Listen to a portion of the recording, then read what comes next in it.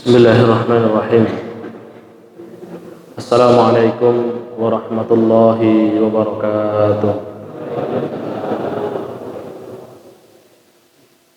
Alhamdulillahi rabbil alamin. Wa bihi nasta'inuhu ala umurid dunya waddin. Assalatu wassalamu ala asrafil anbiya'i wal mursalin Muhammad ibn Abdullah wa ala alihi wa sahbihi wa man tabi'ahum bi ihsan ila yaumiddin. Amma ba'du ayuhan nas ittaqullaha mastata'tum wasma'u wa ati'u la'allakum turhamun. Alhamdulillah, puji syukur kepada Allah Subhanahu wa taala. Satu ucapan yang telah diajarkan Allah kepada kita untuk ucapan terima kasih kita kepada Allah Subhanahu wa taala atas segala kenikmatan yang telah Dia limpahkan kepada kita. Satu ucapan yang seharusnya bukan hanya ucapan belaka, bukan hanya berhenti pada mulut kita, bibir kita, akan tetapi seharusnya juga sampai ke relung hati kita. Bapak Ibu hadirin yang dirahmati oleh Allah Subhanahu wa taala, kalau kita menyadari bahwasanya apa yang Allah berikan kepada kita tidak pernah berhenti, apa yang Allah berlimpahkan kepada kita itu begitu luas seluas lautan, maka seharusnya sebagaimana kata Imam Hasan Al-Basri, seorang mukmin tidak akan pernah kehabisan alasan untuk bersyukur kepada Allah Subhanahu wa taala. Salawat serta salam semoga senantiasa dilimpahkan kepada junjungan Nabi besar kita Muhammad sallallahu alaihi wasallam yang menjadi suri tauladan kita, yang begitu cinta dengan kita, yang cintanya kadang tidak berbalas dengan cinta kita. Bapak Ibu hadirin yang dirahmati Allah, insyaallah mungkin nanti akan kita bahas bagaimana cinta Rasulullah sallallahu alaihi wasallam kepada kita umatnya yang termaktub dalam kitab Riyadhus Shalihin di hadis yang akan kita bahas nanti.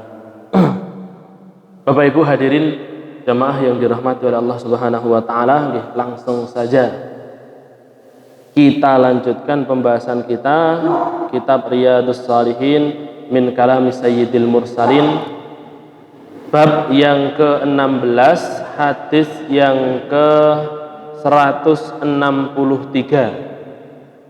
Bab 16 hadis 163. Sampun yang bawa apa? Gadget di aplikasi juga 163. Babnya ke-16. Hadisnya dari Jabir ibnu Abdullah radhiyallahu taala anhu. Hadis yang ke-8 dari bab tersebut. Kemarin sudah kita bahas, tetapi belum cukup mendetail. Jadi kita akan ulangi lagi hadis ini. Betul berapa nggih? Ibu-ibu sampun? Belum? Oh sampun. Baik. An Jabir radhiyallahu taala anhu, dari Jabir semoga Allah meridainya. Kalau disebutkan nanti bapaknya Jabir bin Abdullah, maka radhiyallahu anhuma, karena bapaknya juga masuk Islam. Qala Rasulullah sallallahu alaihi wasallam, baginda Rasulullah sallallahu alaihi wasallam bersabda, "Masali wa masalukum," permisalanku dan permisalan kalian, aku dan kalian wahai umatku, kama sali rajulin auqada naran, seperti seseorang yang sedang menyalakan api. Faja'alat janadibu wal farashu, maka belalang dan anai-anai serta hewan-hewan kecil sing biasanya moro samber nyawa, kemarin kita bahas nggih. Samber nyawa, oh samber moto. Samber moto. Lek salah samber nyawa ngoten. Mereka ya enten sing samber nyawa, pasukan samber nyawa, pasopati gitu. Sing demen bal mesti ngertos. Tolo. Nggih, samber moto. Napa anu juga sajat. Kalau anak pesantren ngarani niku sajat. Sajat niku tomcat. Nggih mriki tomcat nggih. Nggih, jadi lek misale nguyoi ngoten niku apa? Masyaallah. Abang abuh loworo kabeh. Nggih panas pisan. Seluruh hewan-hewan sing iso mabur niku lihat lampu, lihat api, maka semuanya mendekat. Yaqa'na fiha, semuanya mendekatinya. Wa huwa yadhubbuhunna anhu.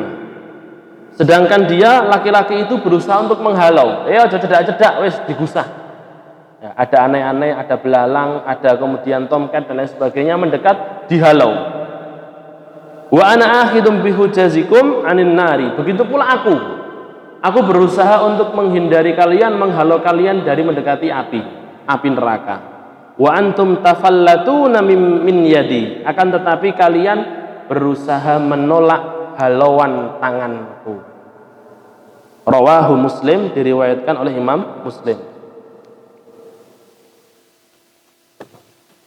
Wal janadib nahwul jarad. Yang namanya janadib itu seperti al jarad. Jarad itu belalang.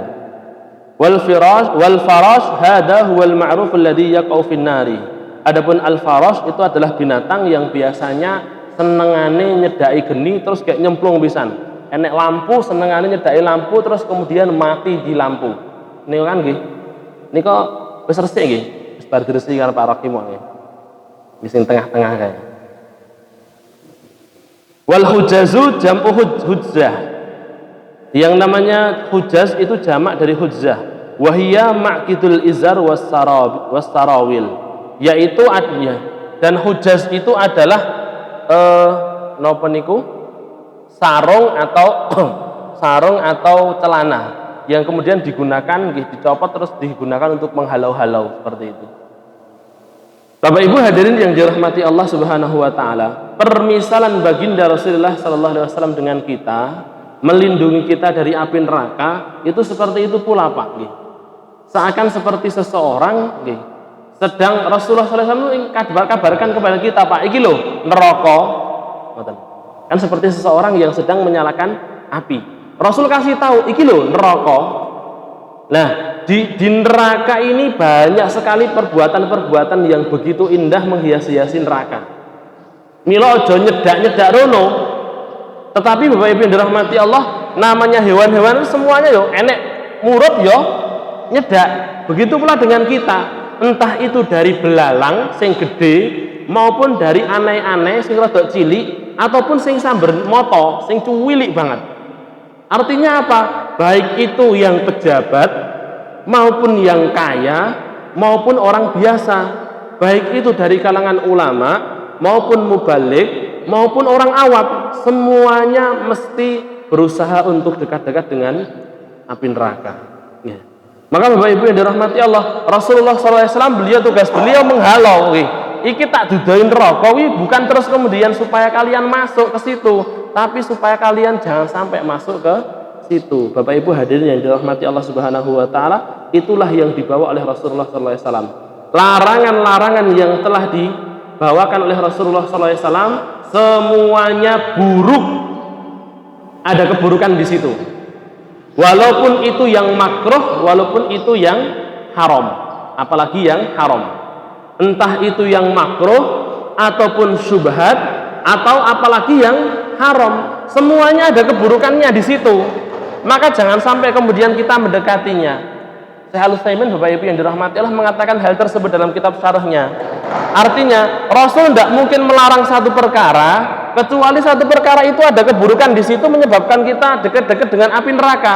Setidaknya kalau tidak dekat ya berusaha nyemplung. Maka Bapak Ibu hadirin dirahmati Allah, apa yang telah Rasul gariskan bahwasanya ini merupakan larangan dari Rasulullah SAW, walaupun nanti secara hukum fikih itu hanya mentok sampai ke makruh, Pak, mentok sampai ke makruh. Sebagian ulama mengatakan seperti contohnya kencing berdiri, ada yang mengatakan itu makruh, tidak sampai ke batas keharaman, ya. Ada yang mengatakan itu sampai batas keharaman dan lain sebagainya. Nah, Bapak Ibu yang dirahmati Allah, entah itu hukumnya sudah jadi makruh ketika masuk ke fikih ataupun hukumnya sudah masuk ke haram, dua-duanya setiap larangan Rasulullah SAW itu semuanya harus kita tinggalkan, jangan dipilah-pilih. Ya, Bapak Ibu yang dirahmati Allah, itu yang dimaksud oleh baginda Rasulullah SAW. Nabi begitu cinta dengan kita, Pak, berusaha untuk menghalau kita dari api neraka. Kalau dilihat dari cintanya Rasulullah SAW, tidak ada Bapak Ibu yang dirahmati Allah seorang pun dari manusia yang lebih cinta daripada kita kepada kita daripada baginda Rasulullah sallallahu alaihi wasallam. Lah ibuku cinta, ayahku sayang, walaupun itu bapak kita, walaupun itu ibu kita. Mosok toh? Bapak Ibu hadirin yang dirahmati Allah, kita lihat bagaimana Allah Subhanahu wa taala mengatakan yauma yafirrul mar'u min akhi wa ummihi wa abi wa sahibatihi wa bani likulli imri'in minhum yauma idin sya'nu yughni. Hari di mana seseorang akan lari dari saudaranya. Dek ben dulurku, iki saudara kandungku, ini dulu adikku yang biasa saya lindungi. Si kakak akan lari dari adiknya. Jangan sampai adiknya minta tolong kepada kakaknya. Dan si adik akan lari dari kakaknya. Jangan sampai kemudian si kakak menuntut, ayo dulu kamu tolong, sekarang kamu tolong aku ganti. Wa ummihi wa abi. Bapak kita, ibu kita akan lari, Bapak Ibu yang dirahmati Allah, dari kita. Tidak ada kemudian seorang ibu mengatakan, ya Allah biarkan saya masuk neraka, anak saya saja yang masuk surga. Tidak ada. Yauma yafirrul mar'u min akhi wa ummihi wa abi wa sahibatihi wa bani. Begitu pula dengan istrinya, begitu pula dengan suaminya, begitu pula dengan anak-anaknya. Likulli imri'in minhum yauma idin sya'nu yughni. Masing-masing orang itu punya urusan sendiri-sendiri. Oke. Bapak Ibu yang dirahmati Allah, dikala bapak kita tidak menggubris kita, dikala kasih sayang ibu kita mulai pudar, ya, sudah mulai pudar, Bapak Ibu yang dirahmati Allah, apa yang dilakukan oleh baginda Rasulullah sallallahu alaihi wasallam? Satu-satunya orang sibuk di hari kiamat nanti, Pak, itu adalah Rasulullah sallallahu alaihi wasallam. Bapak Ibu yang dirahmati Allah, sudah dibahas oleh Ustaz Hisham dulu bagaimana Rasulullah sallallahu alaihi wasallam beliau bersabda, ana awwalu man yub'atsu yaumal qiyamah. Saya adalah orang yang pertama kali dibangkitkan oleh Allah Subhanahu wa taala di hari kiamat. Dibangkitkan oleh Allah, Pak, langsung dikasih baju, langsung suruh masuk surga. Bapak Ibu hadirin yang dirahmati Allah, cara kita langsung masuk surga, langsung lega. Tapi apa kata Rasulullah sallallahu alaihi wasallam? Umatku kata Rasulullah sallallahu alaihi wasallam. Ketika kemudian dalam riwayat Imam Bukhari dan Imam Muslim, ketika manusia semua, Bapak Ibu yang dirahmati Allah, dibangkitkan semuanya, kemudian belum dimulai, yaumul hisab belum dimulai, maka seluruh manusia bingung, datang kepada Nabi Adam. Ternyata Nabi Adam kemudian mengatakan, saya punya kesalahan. Datang kepada Nabi Nuh juga mengatakan hal yang sama. Datang kepada Ibrahim, datang kepada Musa, datang kepada Isa, semuanya mengatakan hal yang sama, saya punya kesalahan. Datanglah kepada Nabi itu, seorang Nabi yang telah diampuni oleh Allah Subhanahu wa taala, apa yang telah terdahulu dan apa yang akan dia lakukan nanti, semuanya sudah diampuni oleh Allah Subhanahu wa taala. Doaku sudah aku tunaikan, sudah aku doakan. Ada yang mengatakan doaku sudah aku doakan di masa saya masih hidup. Nabi Adam mengatakan, saya membawa kesalahan, saya punya satu kesalahan, dan lain sebagainya. Bapak Ibu yang dirahmati Allah, kemudian apa yang dilakukan oleh baginda Rasulullah sallallahu alaihi wasallam? Beliau sujud, Pak, beliau sujud, kemudian meminta syafaat kepada Allah Subhanahu wa taala, maka Allah katakan, tad'u fastujabu, tad'u fatujabu, tas'al fatu'ta. Muhammad, bangkit kamu, apa yang kamu minta kamu akan dikasih, apa yang kamu doakan kamu akan diijabahi. Bapak Ibu yang dirahmati Allah, maka pertama kali yang diberikan, yang dikatakan syafaat, satu syafaat yang dikatakan Rasulullah SAW adalah syafaat untuk seluruh manusia supaya segera dimulai yaumul hisab. Belum cukup itu, Bapak Ibu yang dirahmati Allah, Rasulullah SAW beliau sujud lagi. Apalagi kata Allah Subhanahu wa taala, ya Allah, aku minta yang engkau janjikan dulu. Apa? Umatku ya Allah, aku minta telaga yang dulu engkau janjikan. Bapak Ibu yang dirahmati Allah Subhanahu wa taala, dikala umat-umat yang lainnya tidak minum kehausan, Rasulullah SAW beliau mencari umatnya. Beliau kesana kemari sibuk sendiri, Pak. Ketika masing-masing orang ngurusi dirinya sendiri, Rasulullah SAW sibuk kesana kemari. Ayo umatku, mana umatku? Ayo sini umatku, minum umatku. Ketika kita minum, Bapak Ibu yang dirahmati Allah, tidak lagi merasa kehausan. Belum cukup sampai di situ, Bapak Ibu yang dirahmati Allah. Dalam riwayat Imam At-Tirmidzi, al-jannah, surga itu Pak, diketok oleh Rasulullah Shallallahu Alaihi Wasallam. Kemudian penjaganya mengatakan, man fil khar, siapa yang di luar? Apa kata Rasulullah? Ana Muhammad Rasulullah Shallallahu Alaihi Wasallam. Maka malaikat penjaga surga mengatakan, ya Rasulullah, sesungguhnya Allah mengharamkan surga untuk dibuka sebelum engkau ketuk.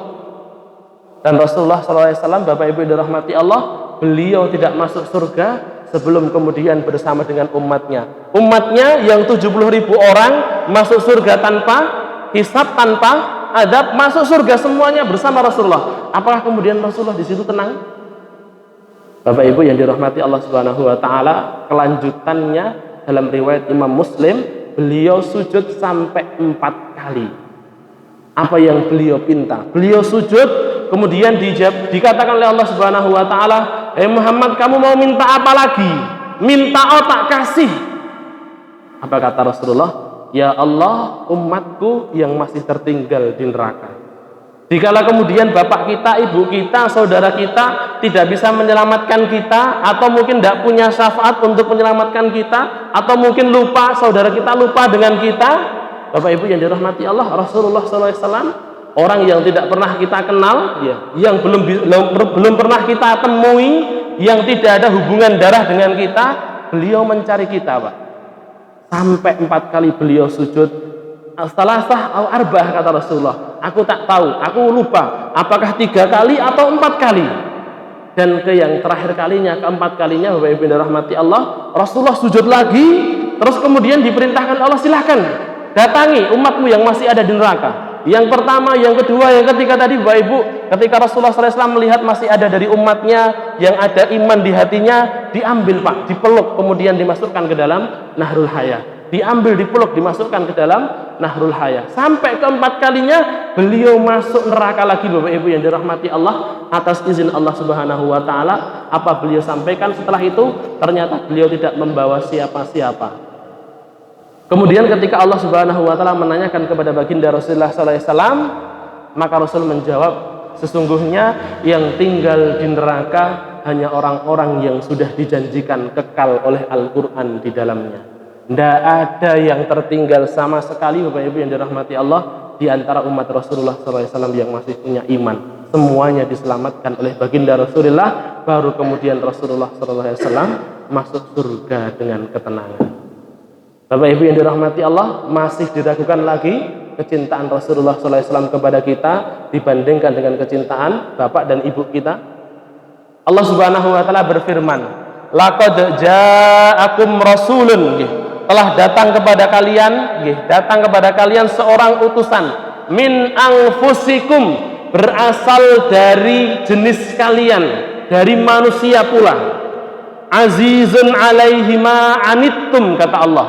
Sifat Rasulullah yang disebutkan dalam surat At-Taubah ayat 128, Pak, ada 3. Yang pertama, azizun alaihi ma anittum. Apa artinya?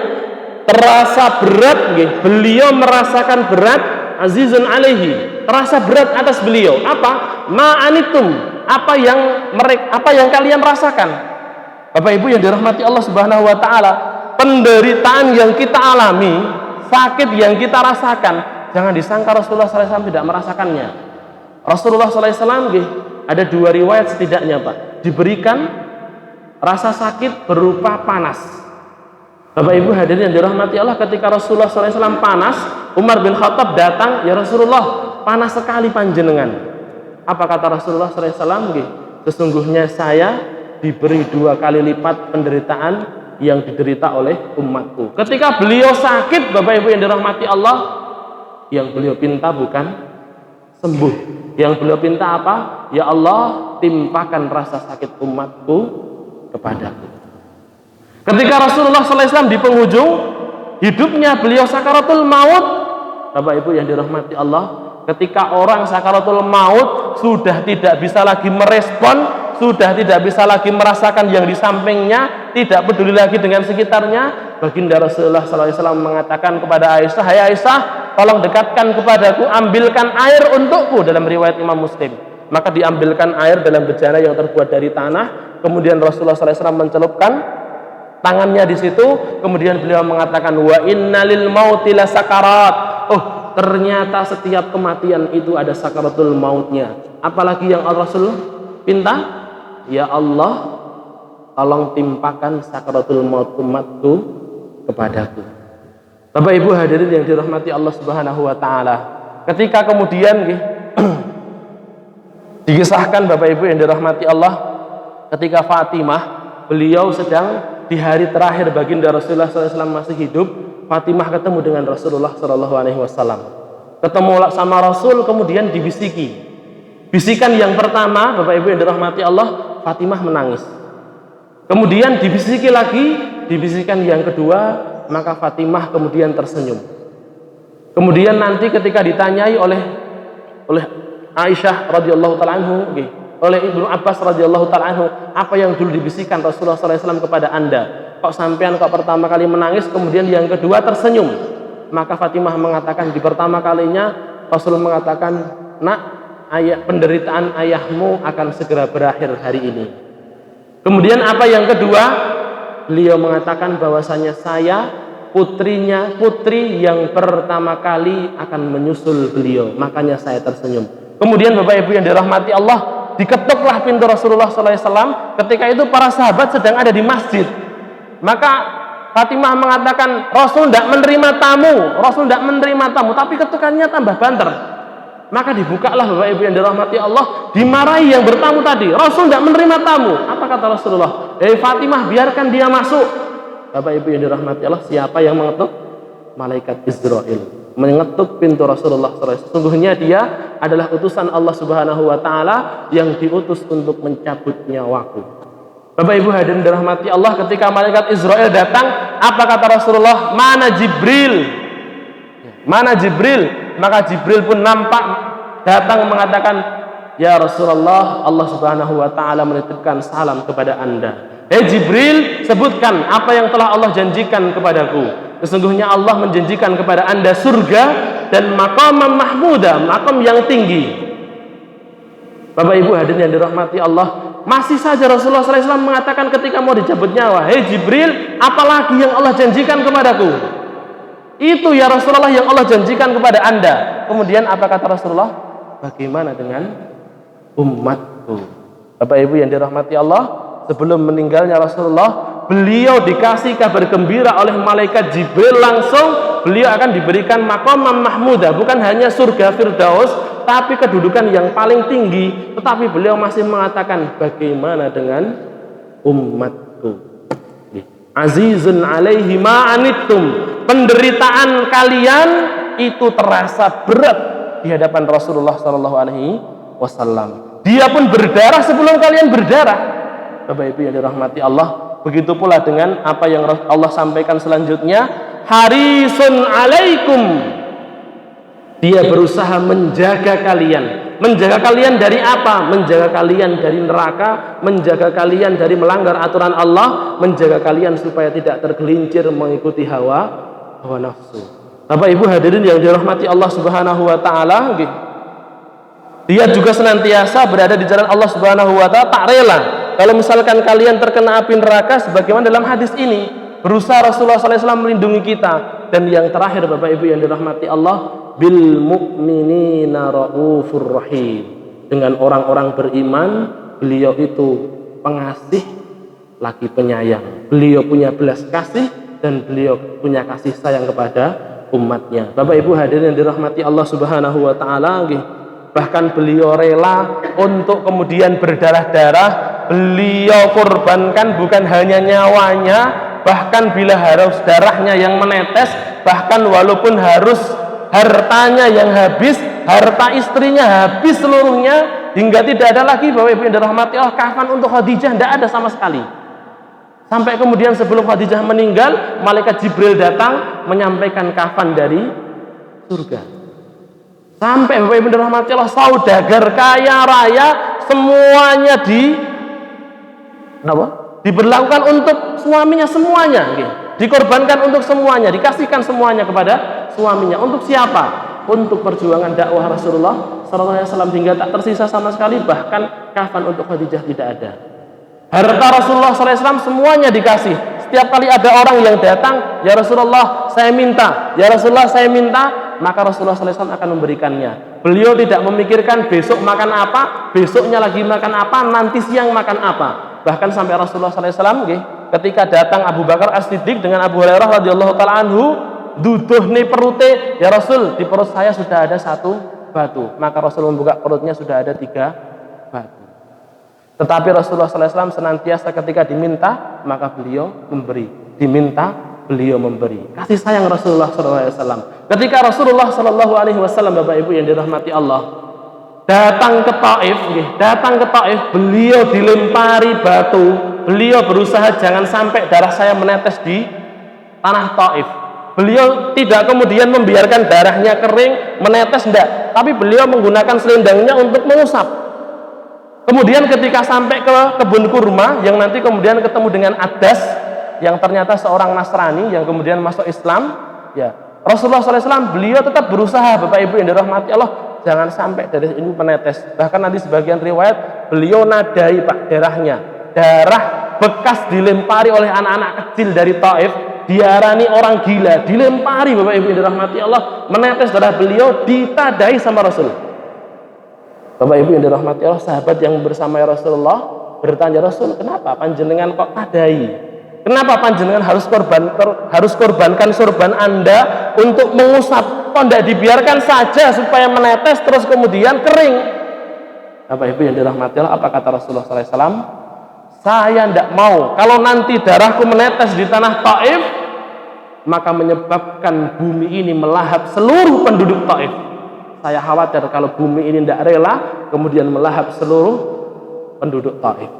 Padahal mereka adalah umatku. Tapi saya berharap bahwasanya kalau misalkan sekarang mereka tidak mau menerima ajaranku, mereka karena tidak tahu. Saya berharap esok nanti, mungkin besok, mungkin tahun depan, mungkin di abad yang setelahnya akan datang anak-anak mereka yang menjadi pejuang-pejuang Islam. Bapak Ibu yang dirahmati Allah, Raufur Rahim. Beliau rela bahkan untuk mensyiarkan Islam sampai beliau ditimpa kotoran unta. Bapak Ibu yang dirahmati Allah Subhanahu wa taala, kenapa beliau kok rela sampai seperti itu?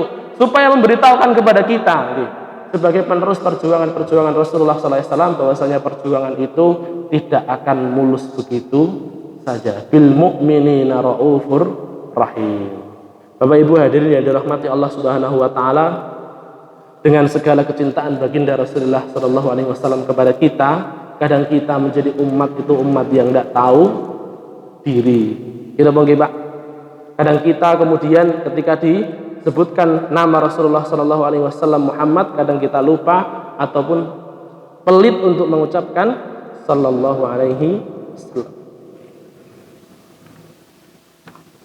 Kadang di hari Jumat kita diperintahkan untuk membanyakkan sholawat kepada beliau.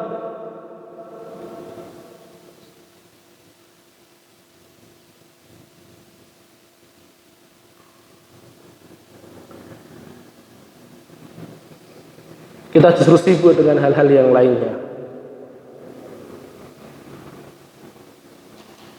Bapak Ibu hadirin yang dirahmati oleh Allah, sungguhnya apa yang telah Rasulullah SAW sampaikan kepada kita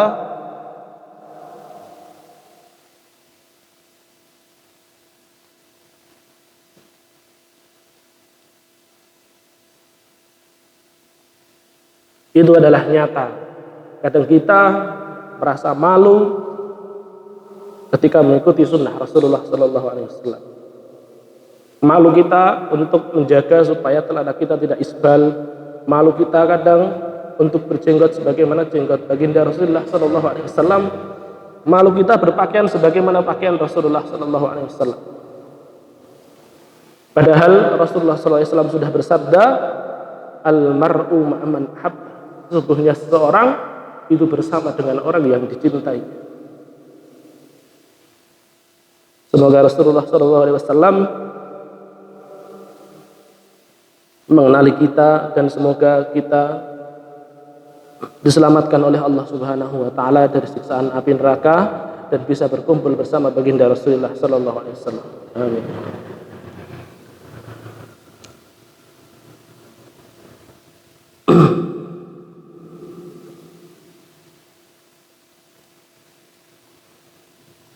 Baik, Bapak Ibu hadirin yang dirahmati oleh Allah Subhanahu wa taala, kita lanjutkan. Jadi apa yang telah dilarang oleh Rasulullah sallallahu alaihi wasallam itu merupakan satu keburukan. Di sana pasti ada satu keburukan yang beliau tidak ingin, tidak rela apabila umatnya harus menerjangnya. Walaupun mungkin secara fikih, walaupun mungkin secara hukum itu masuk ke makruh, akan tetapi itu dilarang oleh Rasulullah sallallahu alaihi wasallam, maka jangan sampai kemudian kita dengan sengaja menerjangnya. Kemudian kita lanjutkan Bapak Ibu hadirin yang dirahmati oleh Allah, hadis yang ke-164, hadis yang ke-9. Anhu, darinya dan dari Jabir bin Abdullah, dari perawi yang sama, anna Rasulullah sallallahu alaihi wasallam, bahwasanya Rasulullah sallallahu alaihi wasallam amara bil'aqil asabi was safhah, beliau memerintahkan untuk menjilati jari dan juga piring. Waqala, dan beliau bersabda, innakum, sesungguhnya kalian, la tadrun, kalian tidak tahu, fi ayyiha, di mana ada al barakah, barokahnya. Rawahu Muslim, diriwayatkan oleh Imam Muslim. Wa fi riwayatin lahu, dan diriwayatkan dan diriwayat Imam Muslim juga, Rasulullah SAW bersabda dengan lafaz yang berbeda yang ada tambahannya. Idza waqa'at luqmatu ahadikum, apabila terjatuh satu suapan salah seorang di antara kalian, makanan terjatuh, falyakhudha, maka hendaklah mengambilnya, falyumit maka nabiha min adza, hendaklah dia menghilangkan apa yang menempel dari makanan jatuh tadi, dari kotoran, dihilangkan dulu. Wal yakulha, dan kemudian hendaklah dia memakannya. Wala yad'ha lisyaitan, dan jangan sampai kemudian dia membiarkannya untuk setan. Wala yamsah yadahu bil mindil, dan jangan kemudian salah seorang di antara kalian membasuh tangannya dengan kain, hatta yal'aqa asabi'ahu, sampai dia mengulum jari jemarinya. Fa innahu, maka sesungguhnya dia, la yadri, tidak tahu, fi ayyi ta'amihil barakah, di makanan sebelah mana ada barokahnya. Wa fi riwayatin lahu, dan dalam riwayat milik Imam Muslim pula, Rasulullah SAW beliau bersabda, inna syaitan, sesungguhnya setan itu yahduru ahadakum, hadir di tengah-tengah salah seorang di antara kalian. Ketika kita ngobrol begini Pak, ketika kita taklim begini, ketika kita makan, setan hadir Bapak Ibu yang dirahmati Allah. Inda kulli syai'in min sa'nihi, di seluruh perkara-perkaranya, seluruh keadaannya, sampai masuk ke kamar mandi, malaikat malu ketika kita copot kelihatan aurat kita. Tapi Bapak Ibu yang dirahmati Allah, setan tidak malu Pak, malah justru ketika kita di kamar mandi, setan masuk ke kamar mandi. Makanya kita diperintahkan untuk berdoa. Hatta yahdurahu inda ta'amihi, sampai-sampai setan pun juga datang, hadir ketika sedang makan. Fa idza saqatat min ahadikumul luqmah, kalau misalkan salah seorang di antara kalian pas makan, terus kemudian satu puluhan kok jatuh, ada makanannya yang jatuh, falyumit maka nabiha min adza, hendaklah dia menghilangkan kotoran-kotoran yang ada di situ, yang menempel dihilangkan. Falyakulha, kemudian memakannya. Wala yad'ha lisyaitan, dan jangan kemudian dia menyisakannya untuk setan. Baik. Bapak Ibu hadirin jamaah yang dirahmati Allah, salah satu sunnah Rasulullah Shallallahu Alaihi Wasallam yang kita rasa sulit juga untuk diterapkan dalam kehidupan kita, apalagi di tengah masyarakat yang seperti ini, itu apa? Rasulullah SAW, Bapak Ibu, itu beliau memerintahkan kita untuk menjilati jari dan juga piringnya. Jadi bukan hanya jarinya saja Pak, tapi wadahnya itu seharusnya kudu bersih. Wadahnya seharusnya kudu bersih. Bahkan diperintahkan untuk menjilati. Kalau misalkan Bapak Ibu yang dirahmati, mosok ya kayak sampai seperti itu. Loh Bapak Ibu yang dirahmati Allah, karena beliau kan sudah disampaikan setan itu hadir di setiap keadaan kita. Kita tidur, kita bangun, kita makan, kita kamar mandi, setan ada. Maka jangan sampai kemudian setan itu merasa mendapatkan manfaat dari kita. Walaupun kui misalnya guru duduh bakso tok. Misalnya guru duduh mas ya guru duduh bakso, jangan sampai setan merasakan duduh bakso yang kita makan. Sampai seperti itu. Jadi Bapak Ibu yang dirahmati Allah Subhanahu wa taala, karena setan itu adalah aduun fattakhiduhu aduwa, setan itu adalah musuh, maka jadikan dia musuh sebenar-benarnya. Jangan sembrono dengan setan. Bahkan sampai ketika kita menguapkan Rasulullah perintahkan kita untuk menutup dengan tangan. Kalau misalkan nanti menguap terus wah sampai muni, maka setan tertawa. Gawe guyu setan aja tidak boleh, apalagi membiarkan setan makan makanan kita. Ya. Jadi Bapak Ibu yang dirahmati Allah, setan itu hadir di setiap langkah kita, di bangun kita maupun tidur kita. Bahkan mimpi pun di sana ada mimpi dari setan. Mimpi misalkan ketemu bayi, terus bayi ngomong, aku apa kayak ono sedekah. Iya sedekah mbah, sedekah engko pitik ireng bolehno ning nggon danyangan, misalnya seperti itu. Nah itu berarti dari setan. Ya. Jadi di sana ada mimpi-mimpi dari setan. Artinya setan Pak, kita tidur kan tidak sadar. Kita tidak sadar aja setan datang Bapak Ibu. Apalagi ketika kita bangun. Maka ketika kita dapat makanan, makan mengucapkan bismillah.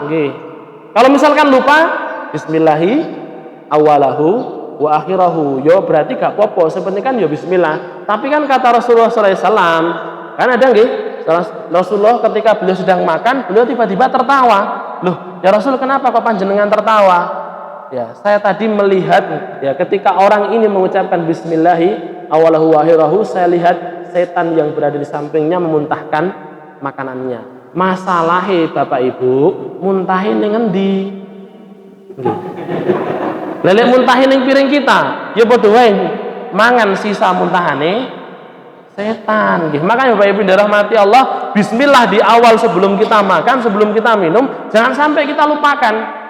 Di sana memang ada solusi dari Rasulullah SAW kalau kita lupa. Iya, terus setan memuntahkannya kan Rasul tidak mengatakan muntahin ning endi.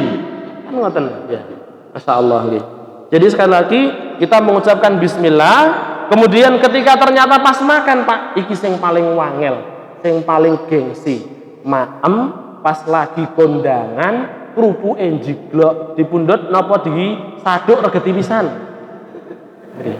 Disaduk diregeti sisan. Disaduk nggih. Disemprang, ditendangi. Ditutupi sendal, disek-sek pisan. Allah wis regetok ora sida. Bahkan kadang nggih makan ngoten peh makane terus kemudian di restoran ngoten terus jiglok. Mungkin anak kita ngambil, lah kita larang. Kenapa nggih, Pak? Oh jadi jiko kotor.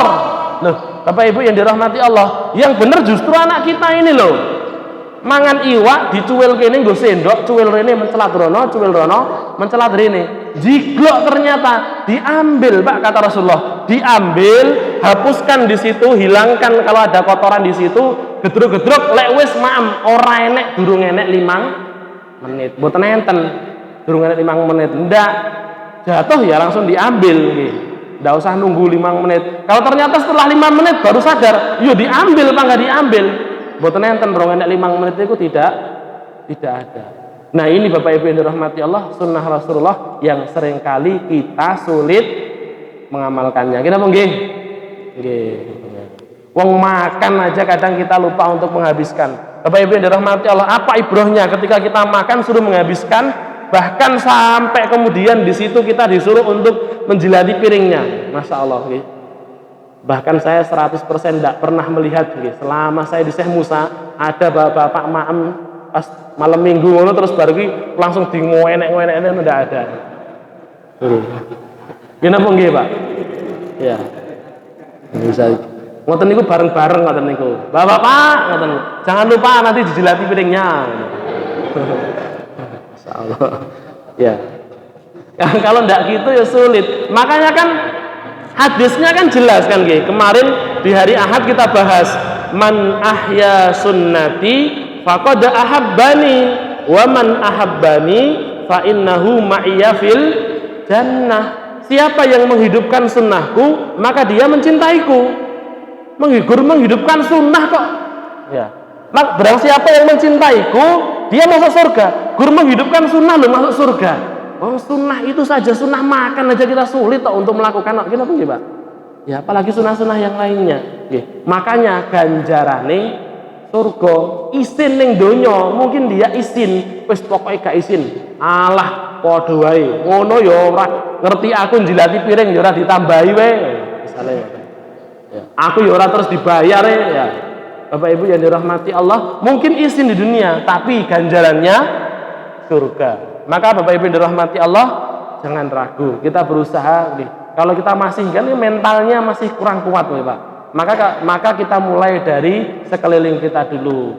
Ketika kita sama-sama ngaji, berusaha untuk kemudian menjalankan sunnah Rasulullah SAW dalam menghabiskan makanan. Selain kemudian kita tidak kasih makan sama setan, kita juga berusaha untuk mensyukuri nikmat Allah Subhanahu wa ta'ala. Kadang kita dikasih gaji, kadang kemudian kita diberikan saat bisnis kita lancar dan lain sebagainya, diberi nikmat besar, kita bisa bersyukur. Tapi nikmat kecil kadang kita lupa untuk bersyukur.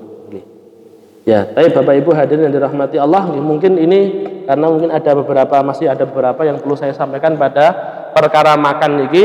Insya Allah kita akan sambung pada pertemuan yang akan datang nanti. Mungkin ada yang mau ditanyakan? Cukup? Ya. Kita cukupkan sampai sekian dulu. Aku qouli hadza astaghfirullah li wa lakum walhamdulillahirabbil alamin. Rabbana taqabbal minna innaka antas samiul alim wa tub alaina innaka antat tawwabur rahim. Walhamdulillahirabbil alamin. Assalamualaikum warahmatullahi wabarakatuh.